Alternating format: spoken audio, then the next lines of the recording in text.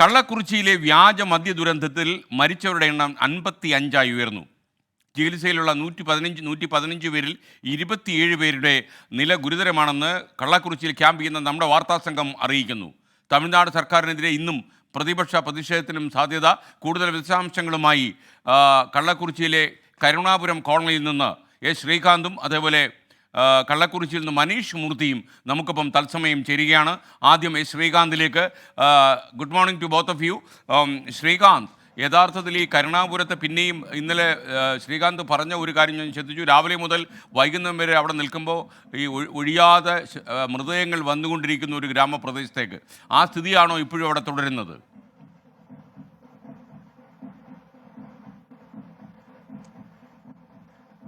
ഞാനിപ്പോൾ നിൽക്കുന്നത് കരുണാപുരം ആ ഒരു തെരുവിലാണ്.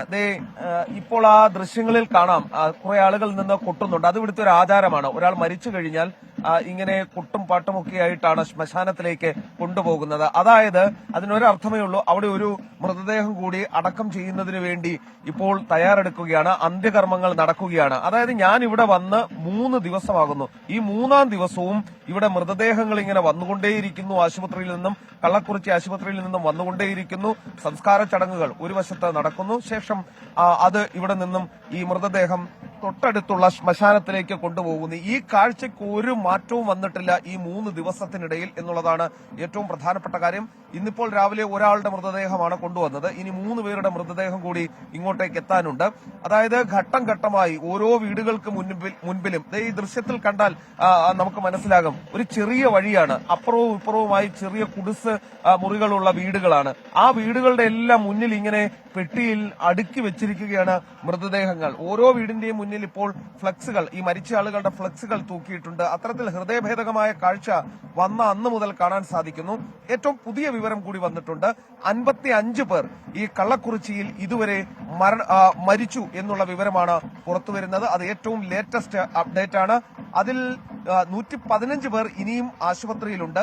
27 പേരുടെ നില ഗുരുതരമായി തന്നെ തുടരുകയാണ്. അതാണ് ഏറ്റവും ഒടുവിലായി ആശുപത്രിയിൽ നിന്ന് നമുക്ക് നൽകാൻ കഴിയുന്ന അപ്ഡേറ്റ്.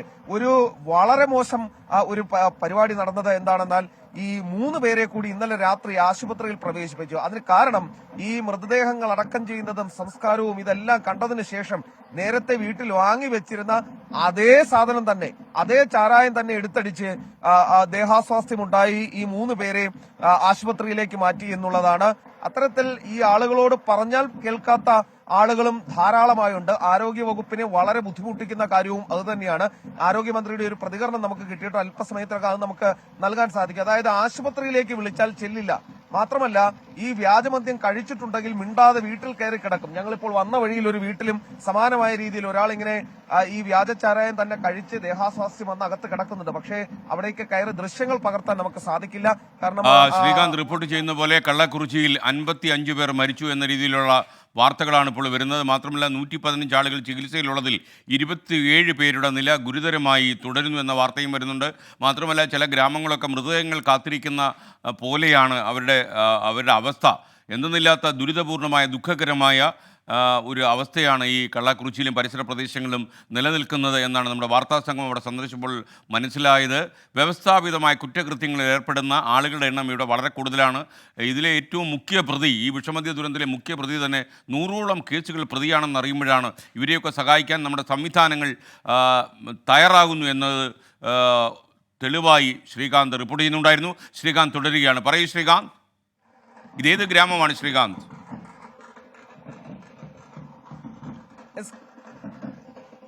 ഇതാണ് കരുണാപുരം എന്ന് പറയുന്ന ഗ്രാമം.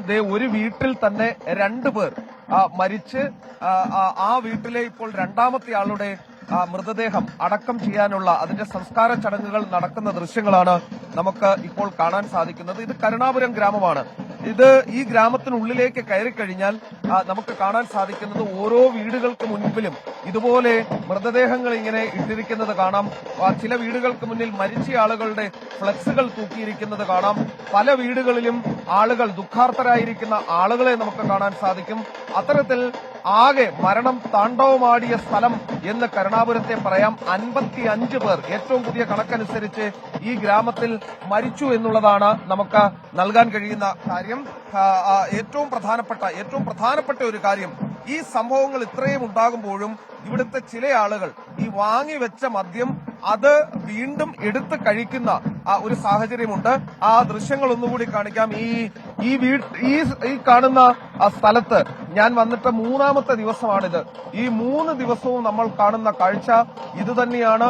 ഇവിടുത്തെ ചെറിയ വീടുകൾ, കുടിസുമുറികൾ, ആ വീടുകളിലെല്ലാം തന്നെ ഓരോരുത്തരായി മരണപ്പെടുന്ന സാഹചര്യം. ഈ ഫ്ലക്സ് ഒക്കെ വെച്ചിരിക്കുന്നത് മുൻപ് ഇവിടെ മരിച്ച ആളുകളുടെ ഫ്ലക്സ് ബോർഡുകളാണ് ഇവിടെ വീടുകൾക്ക് മുന്നിൽ വെച്ചിരിക്കുന്നത്.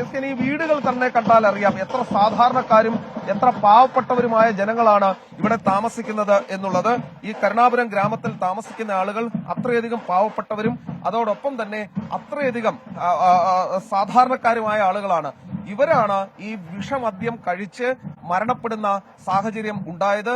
ഏറ്റവും പ്രധാനപ്പെട്ട കാര്യം ഇക്കാര്യത്തിൽ പറയാനുള്ളത്, ഈ ആളുകൾ ഇത്രയധികം പ്രശ്നങ്ങൾ ഉണ്ടായിട്ടും ഈ ആളുകളുടെ ഭാഗത്തു നിന്നും യാതൊരു തരത്തിലുള്ള ഉത്തരവാദിത്തത്തോടെയുള്ള പെരുമാറ്റവും ഉണ്ടാകുന്നില്ല എന്നുള്ളതാണ്. ആരോഗ്യവകുപ്പ് ഏതെങ്കിലും തരത്തിൽ ആരോഗ്യവകുപ്പ് ഇവരോട് ഈ സ്ഥലത്തു നിന്നും മാറണമെന്ന് പറഞ്ഞാൽ ഇവർ മാറാറില്ല. അതായത് ആശുപത്രിയിലേക്ക് മാറണം എന്ന് പറഞ്ഞാൽ ഇവർ മാറാറില്ല. മാത്രമല്ല വീട്ടിൽ മേടിച്ച് വെച്ചിരിക്കുന്ന മദ്യം തന്നെ എടുത്ത് വീണ്ടും കുടിക്കാൻ ശ്രമിക്കുന്ന സാഹചര്യവും ഒരു കാര്യവും ഇവരുടെ ഭാഗത്തുനിന്നും ഉണ്ടാവുകയും ചെയ്യാറുണ്ട്. ഈ ദൃശ്യങ്ങൾ കണ്ടാൽ SKN നമുക്ക് മനസ്സിലാക്കാവുന്നത് തന്നെയുള്ളൂ ഇവിടുത്തെ ഈ ഗ്രാമത്തിന്റെ ഒരു പ്രത്യേകത. അതായത് ചുറ്റും ചെറിയ ചെറിയ വീടുകളാണ് ഉള്ളത്, തീരെ ചെറിയ വീടുകളാണ് ഉള്ളത്. സാധാരണക്കാരായ ആളുകളാണ് ഇവിടുത്തെ ഈ നഗരത്തിൽ തന്നെ. ഇതിന് തൊട്ടടുത്തായ ഒരു നഗരമുണ്ട്. ആ നഗരത്തിലെ വിവിധ കടകളിലൊക്കെ തന്നെ ചുമടെടുക്കുന്ന ആളുകളാണ്. നമുക്ക് വേണമെങ്കിൽ ആ മരിച്ച ആളുകളുടെ വീടിന് മുൻപിലൊക്കെ തന്നെ ഫ്ലക്സ് ബോർഡുകൾ തൂക്കിയിട്ടുള്ള ദൃശ്യങ്ങൾ, അത്തരം കാര്യങ്ങളൊക്കെ ഉണ്ട്. അതൊക്കെ നമുക്ക് കാണിക്കാം. അതേ മറ്റൊരു വീട്, അതിന്റെ മുൻപിലേക്ക് നമ്മൾ വരികയാണ്. ഇവിടെ 2 പേരാണ് മരിച്ചത്, ഭാര്യയും ഭർത്താവും മരിച്ചു.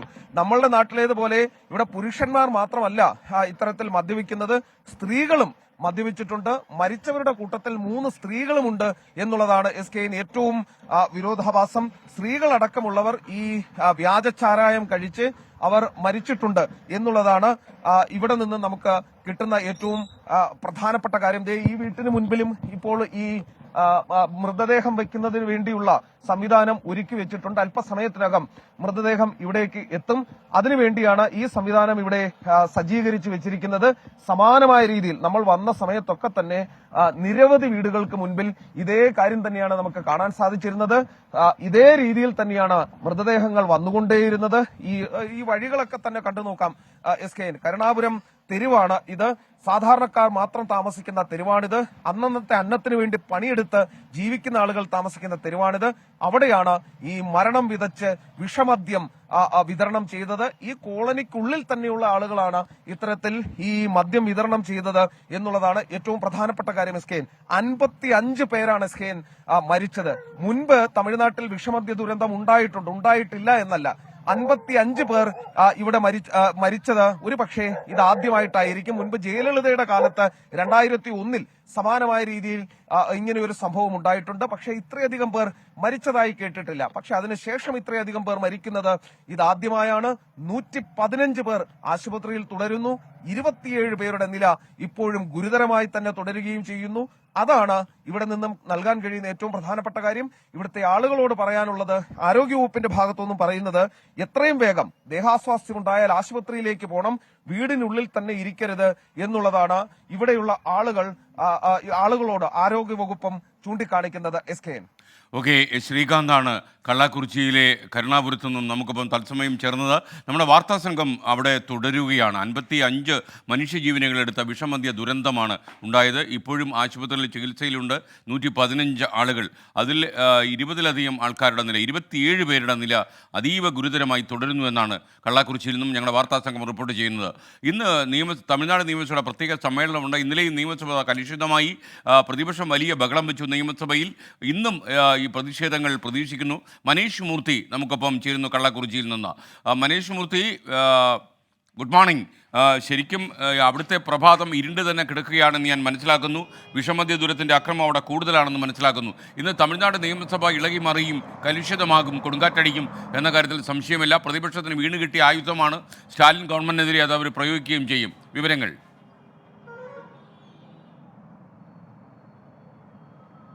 S K, good morning. Karunapuram അല്ലെങ്കിൽ കള്ളാക്കുറിശി എന്ന് പറയുന്നത് ആ ഒരു മരണത്തിന്റെ മേഘങ്ങൾ ഇങ്ങനെ നിൽക്കുകയാണ്, ഇപ്പോഴും നിൽക്കുകയാണെന്നുള്ളതാണ് ഏറ്റവും പ്രധാനപ്പെട്ട കാര്യം. കാരണം 27 പേരുടെ നില ഗുരുതരമായി തന്നെ തുടരുകയാണ്. ആശുപത്രികളിലുള്ള 27 പേരുടെ നില. വീണ്ടും മദ്യം കഴിച്ച് വീണ്ടും ആശുപത്രിയിലേക്ക് പോകുന്നവരുടെ എണ്ണവും കൂടുന്നു എന്നുള്ളത് ഏറ്റവും ആശങ്കയുണ്ടാക്കുന്ന ഒരു കാര്യം തന്നെയാണ് കള്ളാക്കുറിച്ചിയെ സംബന്ധിച്ച്. അപ്പോൾ ആളുകൾ പറഞ്ഞാൽ അനുസരിക്കുന്നില്ല എന്നുള്ളത് ആരോഗ്യവകുപ്പ് വീണ്ടും വീണ്ടും പറയുന്നു. പക്ഷേ അത് ഈ പറഞ്ഞ രീതിയിൽ തന്നെ ചാരായം കുടിക്കുന്നത്, വ്യാജ ചാരായം കുടിക്കുന്നത് തുടരുകയും ആശുപത്രിയിലാവുകയും ഒക്കെ ചെയ്യുന്നുണ്ട്. എന്തായാലും അതൊരു ഭാഗത്ത് നിൽക്കുന്നു. പ്രതിപക്ഷത്തിന് വീണ് കിട്ടിയ ഏറ്റവും വലിയ ആയുധം എന്ന് തന്നെയാണ് DMK സർക്കാരിനെതിരെ കിട്ടിയ ഒരു വലിയ ആയുധം തന്നെയാണ് അത് വലിയ തോതിൽ തന്നെ അവർ ഉപയോഗിക്കുന്നുണ്ട്. ഇന്നലെ ഇപ്പോൾ സഭയിൽ നമ്മൾ കണ്ടതാണ്. സഭയിൽ തുടക്കത്തിൽ തന്നെ, അതായത് ചോദ്യോത്തരവേള ആരംഭിക്കുന്നതിന് മുൻപ് തന്നെ DMK വലിയ തോതിൽ പ്രതിഷേധിക്കുന്നു, സഭയിൽ നിന്ന് പുറത്താക്കപ്പെടുന്നു. ആ രീതിയിലുള്ള കാര്യങ്ങളൊക്കെ ഉണ്ടായിരുന്നു. പിന്നീട് പ്രതിപക്ഷം പൂർണ്ണമായും തന്നെ സഭ ബഹിഷ്കരിക്കുന്ന നിലയിലേക്ക് കാര്യങ്ങൾ എത്തുന്നു. ഒരുപക്ഷെ ഇന്ന് അതിനേക്കാൾ കുറച്ചുകൂടി പ്രതിഷേധം ഇന്ന് നിയമസഭയ്ക്കകത്തുണ്ടാകുമെന്ന് തന്നെയാണ് മനസ്സിലാക്കാൻ സാധിക്കുന്നത്. കാരണം മരണം വർദ്ധിക്കുന്ന സാഹചര്യമുണ്ട്, വീണ്ടും ആളുകൾ ചാരായം കുടിച്ച് ആശുപത്രിയിലാവുന്ന സാഹചര്യമുണ്ട്. അപ്പോൾ ഇതെല്ലാം തന്നെ സർക്കാരിന്റെ ഇടപെടലിന്റെ കുറവാണ് എന്ന് തന്നെയാണ് DMK പറയുന്നത്. DMK ആണെങ്കിലും BJP ആണെങ്കിലും പാട്ടാളി മക്കൾ കക്ഷിയാണെങ്കിലും ഒക്കെ പറയുന്നത് സർക്കാരിന്റെ ശ്രദ്ധക്കുറവാണ് എന്നുള്ളതാണ്. നമുക്കറിയാം, കാരണം ഈ കോളനിക്ക് തൊട്ടപ്പുറത്താണ് പോലീസ് സ്റ്റേഷൻ ഉള്ളത്. അതിന് തൊട്ട് താഴെ, അല്ലെങ്കിൽ പോലീസ് സ്റ്റേഷന് മൂക്കിന് താഴെയാണ് ഈ രീതിയിലുള്ള കച്ചവടം വർഷങ്ങളായി നടന്നുകൊണ്ടിരിക്കുന്നത്. അപ്പോൾ അവിടെ ഒന്നും തന്നെ കൃത്യമായി ഇടപെടൽ നടത്താൻ സംവിധാനങ്ങൾക്ക് സാധിച്ചിട്ടില്ല എന്ന പ്രതിപക്ഷം ഊന്നി പറയുന്ന ഒരു സ്ഥിതിയുണ്ട്. എന്തായാലും 10 മണിക്ക് ഇന്ന് സഭ ആരംഭിക്കും. വലിയ തോതിലുള്ള പ്രതിഷേധത്തിന് ഇന്നും സാധ്യതയുണ്ട്. ഇന്നലെ സഭ പൂർണ്ണമായും തന്നെ പ്രതിപക്ഷം ബഹിഷ്കരിക്കുന്ന ഒരു നിലയായിരുന്നു ഉണ്ടായിരുന്നത്. മാത്രമല്ല, സർക്കാരിനെതിരെ ഹൈക്കോടതിയിൽ നിന്നും രൂക്ഷമായ വിമർശനം ഉണ്ടായിരുന്നു.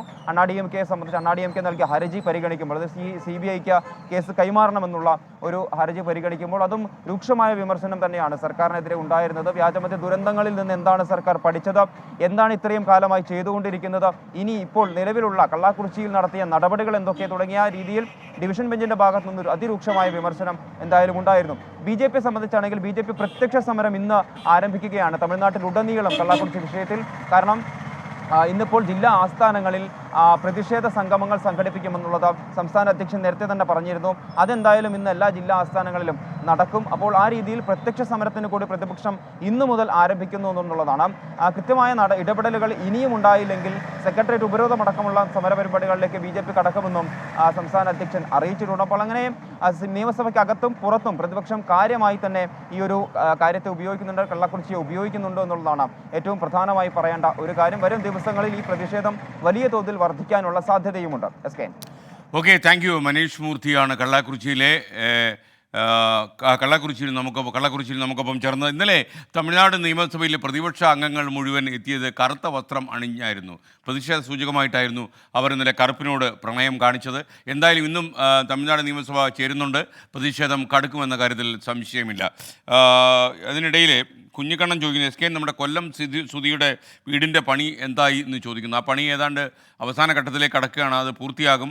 എനിക്ക് തോന്നുന്നത് ഓണത്തോടെ വീടിൻ്റെ താക്കോൽ കൈമാറാൻ കഴിയുമെന്നാണ് ഈ വീട് നിർമ്മിക്കുന്ന ഫേസ്ബുക്ക് കൂട്ടായ്മ നമ്മളെ അറിയിച്ചിരിക്കുന്നത്.